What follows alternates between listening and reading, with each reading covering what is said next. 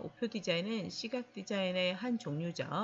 자, 우표 디자인을 요새는 거의 잘 하지 않는데 그래도 해보면 재밌을 것 같아서 한번 정해봤어요.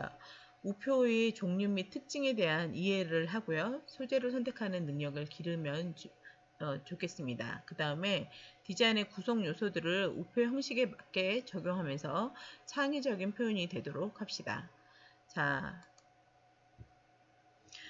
지금 우표 디자인 수업에서는요. 일단 우표 디자인의 특징을 한번 알아볼게요. 그 우표는요. 모든 국가들이 화폐와 마찬가지로 국가기관에서 발행하고 관리하고 있었고요. 그 다음에 우표물에서 필수적으로 갖춰야 되는 요소였고 일종의 유가증권으로 볼 수 있습니다. 우표를 제작하기 위해서는요. 독특한 소재 개발과 창의적인 디자인이 뒤따라야 합니다. 우표는 정기적으로 발행되기도 하지만 수시로 기념 우표 등이 발행되고 있었고 소재는 자연, 문화재, 동식물, 기념행사 등 다양했어요. 인쇄도 고급 인쇄로 하여 우표의 질을 높이고 있고 크기나 형태의 변화도 주고 있었어요.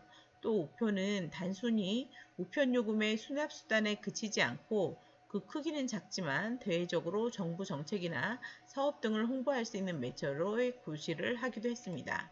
자, 그래서 우표 디자인의 조형 요소를 보면요. 일단 문자, 일러스트레이션, 컬러, 레이아웃 뭐 이런 것들 요소들을 볼 수 있는데 문자는요. 우표에 나타나는 레터링의 가독성과 조합성은 시대 변화에 따라 각기 다른 특성과 경향성을 나타낸다. 그 다음에 일러스트레이션, 우표에 표현된 일러스트레이션은 우표 디자인 요소 중에서 가장 중심이 되는 요소고 시대별 특색과 흐름을 알 수 있다. 표현기법은 입체적, 사실적, 단순화된 표현 등이 있다. 이렇게 되어 있는데요. 문자에 대한 용어를 다시 한번 좀 볼게요. 문자를 레터링이라고 하는데요. 글자체를 고려하면서 글씨를 쓰는 것 또는 쓴 글씨를 말하며 문자는 디자인에 있어서 특히 중요한 구성 요소가 됩니다. 요구되는 조건으로는 읽기 쉬워야 되고 내용이 정확해야 되고 개성과 통일성이 있고 사용 목적이 적합해야 돼요. 레터링은 글자라는 소재를 사용해서 어떤 의도를 전달하는 것이므로 글자 간의 상호 조화 문제, 글자, 그림, 사진, 그 밖에 마크나 로고 타이프 등과의 조화에 대한 문제를 고려해야 됩니다. 자, 그리고 일러스트레이션에 대해서 한번 볼게요. 일러스트레이션은요. 모든 시각예술은 이미지 창조라는 과제로부터 출발하는데요. 이런 이미지가 대중에게 전달되기 위해서 회화적인 미술 기법이 사용되는데 이 기법이 상업적인 목적을 가지고 기능을 발휘되는 미술을 일러스트레이션이라고 해요.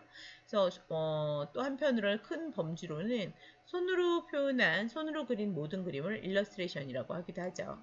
자, 그 다음에 우리가 우표의 크기를 한번 살펴볼게요. 너무 사용한 지 오래돼서 사이즈가 잘 기억이 안 나겠죠. 그래서 우표의 크기는요. 보통 우표는 22mm 곱하기 19mm, 기념 우표는 좀 더 커요. 33mm 곱하기 23mm, 특별 우표는 49mm 곱하기 33mm예요. 자, 그 다음에 우리가 컬러. 자, 우리가 컬러는요. 우표 디자인에 있어서 컬러는 본래 그림의 원화가 좋고 나쁨보다 인쇄의 성능에 따라 달라지기도 해요. 원고의 색조를 의도대로 표현하는 것이 매우 중요하죠. 레이아웃은 문자 디자인을 중심으로 하는 것과 일러스트레이션을 중심으로 하는 경우가 있고 두 가지를 혼합한 레이아웃의 검토가 필요합니다. 자, 일단 컬러에 대한 또 용어에 대한 설명을 좀 하자면요. 즐거움을 주는 색의 배합을 색의 조화라고 하며 반대 경우를 부조화라고 합니다. 즉 화음이 잘 맞는 음악이 청각적 즐거움을 주듯이 배색의 질서가 이루어지는 색채끼리의 만남은 시각적 쾌감을 느끼게 해주죠. 자, 그 다음에 레이아웃에 대해서 알아볼게요. 레이아웃은 디자인, 광고, 편집, 인쇄 등에 있어서 사진, 문자, 그림, 기호 등 여러 가지 구성 요소를 보는 사람으로 하여금 그 의도가 잘 전달될 수 있도록 지면에 효과적으로 배열하는 것을 말하는데요. 그 목적하는 바는 첫 번째, 사람 눈에 잘 띄어야 할 것, 두 번째, 읽기 쉬울 것, 세 번째, 주안점이 명료할 것, 네 번째, 전체의 구성이 미적일 것, 다섯 번째, 통일감이 있을 것, 여섯 번째, 개성이 있을 것이에요. 자, 그 다음에 자, 이런 우표의 특징과 조형 요소를 알았으면요. 이제 제작 순서를 들어가 볼게요. 우표는요. 일단 자료 수집을 해야 돼요. 자료 수집을 많이 할수록 좋고요. 그다음 우표의 크기, 그다음 본인이 선택한 소재, 표현 방법 등을 분석해요. 그다음에 주제를 본인이 정하세요. 본인이 정하시고 주제에 맞는 이미지를 여러 방향으로 스케치를 합니다. 다양한 스케치가 나올수록 좋아요. 좁은 면적의 시각물과 문자가 어우러지므로 지나치게 복잡해지지 않도록 하고요. 일러스트레이션과 문자의 크기 및 위치를 조화 있게 레이아웃해야 합니다. 그 다음에 컬러 계획을 세워서 채색을 하고 결정된 시합물을 가지고 작업 계획서를 작성해서 컴퓨터 그래픽 작업 시 효율성을 기합니다. 수작업으로 작업해야 되지만 컴퓨터 그래픽 작업이 좀 우표 디자인 할 때는 좀 더 편하겠죠. 작업 계획서를 점검하고 필요한 이미지 파일과 프로그램을 준비합니다. 준비된 그림 파일과 컴퓨터 프로그램을 활용하여 그래픽 처리를 합니다. 디자인이 완성되면 실물 크기를 축소하여 디자인 효과를 확인해야 합니다. 그래서 컴퓨터 작업으로는 크게 작업하고 또 축소해서 디자인 효과를 확인할 수 있는 장점이 있겠죠. 자, 그래서 그런 작업들이 다 끝나고 나면 프레젠테이션을 할 거예요.